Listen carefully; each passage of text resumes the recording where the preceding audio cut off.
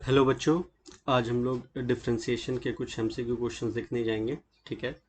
तो ये 5 MCQ question जो आपकी स्क्रीन में दिख रहा है, ये मुझे लगा कि ये इम्पोर्टेंट है, आप लोग से शेयर करना चाहिए, तो मैं इसका सॉल्यूशन आप लोग के सामने लेकर के आया हूँ। ठीक है। तो अटेम्प्ट देखेंगे कैसे किया जाता है डिफरेंशिएशन वाले एमसीक्यू टाइप के क्वेश्चंस को। ठीक है। तो चलिए पहला क्वेश्चन देखते हैं। तो फर्स्ट क्वेश्चन है, if y equals to sec inverse root x minus one upon root x plus one plus sine inverse root x plus one upon root x minus one, then find d y by d x. ठीक है। तो जब हम इस question को काफ़ी अच्छे तरीके से हम देखेंगे तो हम देख पा रहे हैं कि ये वाला जो टर्म है वो सेम है बट रेसिप्रोकल है। ठीक है। तो मतलब यहाँ पे कुछ तो फंडा है, कुछ तो मतलब कि यहाँ पे होगा। क्या होगा चलिए देखते हैं। अगर इनवर्स का फॉर्मूला अगर आप लोग को याद होगा तो आप लोगों ने एक फॉर्मूला पढ़ा था। क्या पढ़ा था? Sine inverse a plus cos inverse a equals to pi by two. ये पढ़ा था आप लोगों ने। मतलब यहाँ पे जो थीटा वाला टर्म है ना वो सेम होना चाहिए। तो यहाँ पे साइन इनवर्स तो दिख रहा है और यहाँ कॉस तो नहीं दिख रहा बट सेक दिख रहा है, और ये वाला जो टर्म दिख रहा है वो दोनों सेम सेम है बट रेसिप्रोकल है। तो अगर मैं इस पूरे टर्म को इस पे कंपेयर कर सकूं इससे, तो फिर पाई बाय टू होगा वो। ठीक है। चलिए उसको कन्वर्ट करना सीखते हैं। तो कन्वर्ट कैसे होगा चलिए आइए इसको देखते हैं स्टेप बाय स्टेप, उसका सोल्यूशन कैसा होगा। ठीक है। तो चलिए देखिए, फर्स्ट क्वेश्चन आपके स्क्रीन में है। फर्स्ट क्वेश्चन का सोल्यूशन, ये जो क्वेश्चन लिखा हुआ था वो एज इट इज मैंने यहाँ पे लिख दिया। ठीक है। अब देखिए सेक इनवर्स एक्स क्या होता है? Cos inverse one upon x. ठीक है। तो अगर मैं इस सेक को कॉस में बदलूंगा तो ये रेसिप्रोकल उल्टा हो जाएगा। मतलब हम ऐसे लिख सकते हैं, इस वाले टर्म को एक बार मैं रब कर देता हूँ। ठीक है। मतलब इस वाले टर्म को, ये पर्टिकुलर टर्म को मैं ऐसे लिख सकता हूँ। ठीक है। क्योंकि अभी बताया ना sec inverse x equals to cos inverse one upon x होता है। वन अपॉन एक्स का मतलब क्या होगा? ये वाला टर्म, अंदर वाला टर्म रेसिप्रोकल हो जाएगा, मतलब नीचे वाला ऊपर, ऊपर वाला नीचे आ जाएगा। चलिए, तो ये जब हो जाने के बाद हम क्या करेंगे कि बगल वाला टर्म को कुछ नहीं करना, वो एज इट इज लिखा रहेगा। ठीक है। अभी मैंने आपको स्क्रीन में फॉर्मूला बताया था, ये पाई बाय टू होता है। तो मैं इस पूरे टर्म को पाई बाय टू लिख सकता हूँ, मैं लिख दिया। अब पाई बाय टू एक कांस्टेंट टर्म है, अगर उसका डिफ्रेंसिएशन करोगे तो जीरो हो जाएगा। तो ऑप्शन जो आपको जीरो जहाँ पे दिखेगा वहाँ पे आपको टिक करके आना है। काफ़ी आसान क्वेश्चन था। ठीक है। चलिए नेक्स्ट क्वेश्चन चलते हैं। नेक्स्ट क्वेश्चन आपसे ये कह रहा है, if f of x this then f dash pi by two आपको निकालना है। एफ डैश का मतलब है डिफ्रेंसिएशन, एक बार का डिफ्रेंसिएशन। अगर कहीं पे आपको डैश लगा रहेगा तो फर्स्ट डिफ्रेंसिएशन है, अगर दो लगा रहेगा तो समझ लीजिए आपको दो बार डिफ्रेंसिएशन करना है। चलिए तो देखते हैं। तो अगर इस क्वेश्चन को आप देख पा रहे हो तो आप फिर सोचोगे सर इसमें थिंक कैसे करेंगे। ऊपर वाला तो आपने बता दिया कि साइन इनवर्स, मतलब कि अगर इनवर्स ट्रिग्नोमेट्री का फॉर्मूला पता होगा तो अगर कंपेयर करेंगे तो पाई बाय टू आ गया था उसमें। सर इसमें क्या होगा? अब हम यहाँ पे देख रहे हैं sec x minus one upon sec x plus one है। अगर सेक को मैं कॉस में कन्वर्ट कर लेता हूँ तो थोड़ा सा आसान हो जाएगा इस क्वेश्चन को सॉल्व करना। तो चलिए कैसे करते हैं उसको आपको मैं बताता हूँ। चलिए सेकंड क्वेश्चन आ गया हमारे स्क्रीन में। ठीक है। तो सेकंड क्वेश्चन में हम देख रहे हैं, ये आपको बोला था सेक को कॉस में कन्वर्ट करेंगे तो सेक एक्स इक्वल टू क्या होता है? One upon cos x. ठीक है। तो वन अपॉन कॉस एक्स, फिर हम लोगों ने एलसीएम लिया तो कॉस कॉस कैंसिल आउट हो गया। कॉस कॉस कैंसिल आउट हो जाने के बाद one minus cos x, one plus cos x. अब यहाँ पे आपको ट्रिग्नोमेट्री फॉर्मूला अच्छे से याद होना चाहिए। अगर आपको याद है तो वन माइनस कॉस एक्स को लिख सकते हैं two sine square x by two, और वन प्लस कॉस एक्स को लिख सकते हैं two cos square x by two. Two two cancel out हो गया, साइन बाय कॉस टेन होता है, यहाँ स्क्वायर था इसलिए ten square x by to. अब ये स्क्वायर रूट को काट दिया तो y को हम लोग टेन एक्स बाई टू लिख सकते हैं। अब इसका फर्दर अगर हम लोग डिफ्रेंसिएशन करेंगे क्योंकि रूट से हट गया है, अब क्वेश्चन काफ़ी सिंपल बन गया है। अब इसको हम डिफ्रेंशिएट करने जा रहे हैं। ठीक है। जब हम इसको डिफ्रेंशिएट करेंगे तो टेन एक्स का डिफ्रेंशिएशन क्या होता है? टेन एक्स का होता है सेक स्क्वायर एक्स। लेकिन यहाँ पे x जिसको हम मान रहे हो तो x/2 है, तो x/2 का फिर से डिफ्रेंसिएशन करेंगे तो 1/2। ठीक है, अब हम लोग को क्वेश्चन में कहा गया था x की जगह π/2 पुट करना है, तो x की जगह π/2 पुट करेंगे तो यहाँ π/4 हो गया, sec स्क्वायर π/4, ये 1/2 ही रहेगा। तो sec π/4 क्या होता है, √2। क्या होता है, √2। तो √2 का whole square 2, 2 cancel out, 1 answer. ठीक है, गॉट इट। चलिए अब हम लोग नेक्स्ट क्वेश्चन की तरफ चलते हैं।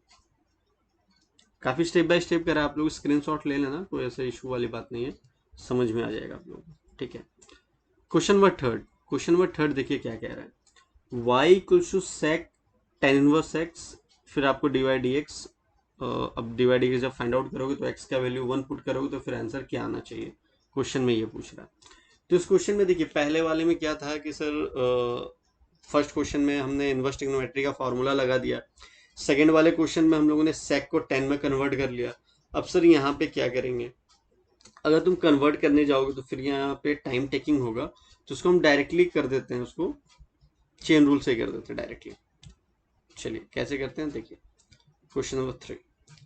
तो क्वेश्चन नंबर 3 को सबसे पहले क्या है, मेरे पास डिफरेंशिएशन सेक एक्स का है, तो इस पूरे टर्म को मैंने एक्स मान लिया। देखिए यहाँ पे लिखा हुआ है, ऐसे करके मैंने एक्स माना, ये कोई अपॉन में एक्स नहीं है, मैंने लेट किया है तो वो मैंने लिखा है, उसको एक्स मान लिया। ठीक है, तो सेक एक्स का क्या होता है, सेक एक्स tan x।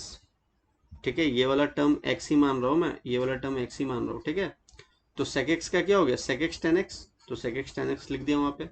ठीक है, अब क्या होगा, जिसको x माना है वो भी तो डिफ्रेंशिएट होगा, तो देखिए बगल में डिफ्रेंशिएट किया मैंने। ठीक है, अब डिफ्रेंशिएशन इसका होता है 1/1 + x²।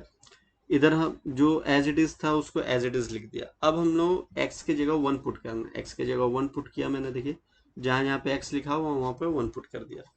तो tan इनवर्स 1 का वैल्यू होता है π/4, लिख दे रहा हूं मैं बगल में, tan इनवर्स 1 का वैल्यू होता है π/4।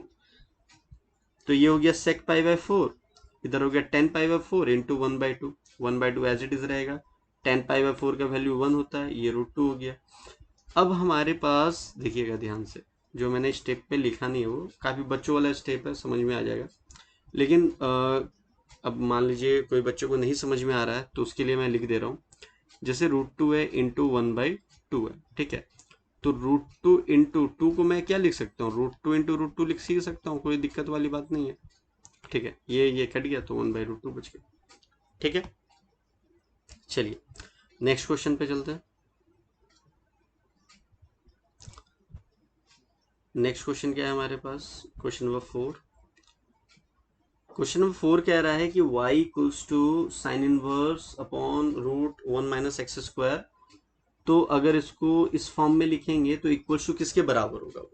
चलिए ठीक है, तो हाँ यहाँ पे इस क्वेश्चन पे आप बोलोगे सर इस पे इस क्वेश्चन को थिंक कैसे करेंगे। इस क्वेश्चन को देखिए आप नॉर्मल तरीके से ही बना सकते हो, लेकिन अगर √1 - x² को अगर इधर ही रहने देते हो तो आपको डिवीजन रूल लगेगा, लेकिन अगर इसको इधर लेके जाते हो तो प्रोडक्ट रूल लगेगा। तो आपको पता है प्रोडक्ट रूल काफी थोड़ा आसान होता है ना। तो वैसे कर लेते हैं हम लोग, प्रोडक्ट रूल लगा लेते हैं उसको उधर ले जाकर के। चलिए देखते हैं उसको। आइए क्वेश्चन नंबर 4 पे। क्वेश्चन नंबर 4 देखिए क्या है, मैंने अभी क्या बोला, इसको उधर लेके जाऊंगा, लेके चला गया। ठीक है, लेके जाने के बाद अब इस पे प्रोडक्ट रूल लगाऊंगा इस पे। तो प्रोडक्ट रूल होता क्या है, तो अगर कोई दो फंक्शन है उसको अगर मुझे डिफ्रेंशिएट करना है तो u को रखेंगे, v को डिफ्रेंशिएट करेंगे, प्लस v को रखेंगे, u को डिफ्रेंशिएट करेंगे। तो डैश का मतलब उसका डिफ्रेंशिएशन कर रहा हूँ मैं। ठीक है, गॉट इट। चलिए, तो फॉर्मूला भी लिख दिया बगल में आप लोगों को। ठीक है, अब प्रोडक्ट रूल लगाया मैंने, प्रोडक्ट रूल लगाया तो y को रहने दिया एज इट इज, और ये √1 - x² को डिफ्रेंशिएट कर रहा हूँ मैं। तो अगर इस पूरे टर्म को मैं x मान लिया तो √x का क्या हो गया, 1/2√x। ठीक है, अब जिसको माना था x वो भी तो डिफ्रेंशिएट होगा ना, जब डिफ्रेंशिएट करूंगा तो ये हो जाएगा -2x। तो 2 कैंसिल आउट हो गया, देखिए वही यहाँ पे करा है मैंने। ठीक है, 2 कैंसिल आउट हो गया, बाकी इसको अब √1 - x² को रखेंगे तो y का डिफ्रेंशिएशन क्या हो जाएगा, dy/dx, और साइन इनवर्स x का डिफ्रेंशिएशन होता है 1/√1 - x²। ठीक है, अब क्या कर रहा हूं मैं, उसके बाद एक सेकंड रब कर लेता हूं उसको। अब मैं क्या कर रहा हूं वहां पे, अब मैंने क्या करा, एलसीएम ले लिया। एलसीएम लेने के बाद तो ये वाला टर्म एज इट इज रहेगा, ठीक है। ये रूट रूट मल्टीप्लाई होकर के रूट हट गया, डी बाई डी एक्स। अब ये तो ये और ये टर्म नीचे कैंसिल आउट हो गया। अब हमारे पास फाइनली ये वाला टर्म आ गया। जब ये वाला टर्म आ गया तो ये वाले माइनस वाई एक्स को मैं उधर लेके जाऊंगा तो प्लस नहीं हो जाएगा। अब देखिए ये वाला टर्म आ गया हमारे पास, तो ऑप्शन बी आप टिक कर देना, ठीक है। काफी आसान क्वेश्चन था, बस आपका स्पीड थोड़ा होना चाहिए एग्जाम में, ठीक है। चलिए नेक्स्ट नेक्स्ट क्वेश्चन देखिए। नेक्स्ट क्वेश्चन कह रहा है if f of x log base E x find this. तो ठीक है, कोई इशू है नहीं, ठीक है। अब बेस ई है तो फिर तो और कोई पंगा ही नहीं है, कोई दिक्कत नहीं है। तो चलिए करते हैं उसको, चलिए इसको यहीं पे बना देता हूँ, ठीक है। तो डिफ्रेंसिएशन ऑफ लॉग एक्स क्या होता है? लॉग एक्स जब बेस में कुछ नहीं होता तो ई ले लेते हैं, तो इसका होता है 1/x। तो इस पूरे वाले टर्म को x मान लिया मैंने, ठीक है। तो x मान लिया तो क्या हो जाएगा, x मान लेने से तो log x का क्या हो गया 1/x। मतलब इस पूरे टर्म को x माना था तो ये 1/x हो गया। अब इसका डिफ्रेंसिएशन करोगे तो 1/x अभी बताया था, log x का 1/x होता है। अब जब e के जगह मतलब ये तो मेरा एफ डैश ऑफ x है ना, ठीक है। अब मुझे चाहिए एफ डैश ऑफ e, तो जहां जहां पे x है वहां वहां पे e पुट कर दीजिए, 1/log base E into 1/e। तो लॉग में एक प्रॉपर्टी आपको बताई गई थी, अगर बेस में कुछ भी ई ले लो, कोई भी कांस्टेंट नंबर ले लो, अगर ये दोनों सेम होता है तो उसकी वैल्यू 1 हो जाती है। तो देखिए ये दोनों सेम हो रहा है तो इसकी वैल्यू हो गई 1, तो ये 1 इंटू 1/e। अब 1/e को तो लिख ही सकता हूँ मैं ई इनवर्स, तो ऑप्शन मेरा ए सही होगा, ठीक है। आई होप सारा स्टेप आप लोगों को समझ में आया होगा, ठीक है। अगर आप लोगों को और भी क्वेश्चन चाहिए होंगे आप मुझे व्हाट्सअप करना, मैं और भी क्वेश्चन आप लोगों को सेंड कर दूंगा। और अभी क्या है कि डिफ्रेंसिएशन का जो एमसीक्यू का सीरीज अभी मैंने स्टार्ट करा है, ये अभी स्टार्ट रहेगा, ठीक है।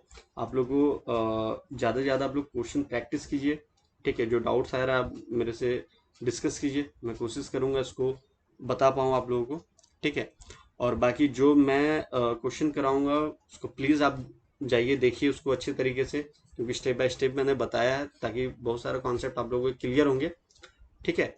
और जैसा मैं एट द एंड बोलता हूँ कि आप लोग प्रैक्टिस कीजिए, मेहनत कीजिए, आप लोग के साथ हमेशा हूँ मैं, ठीक है। चलिए टिल देन बाय बाय।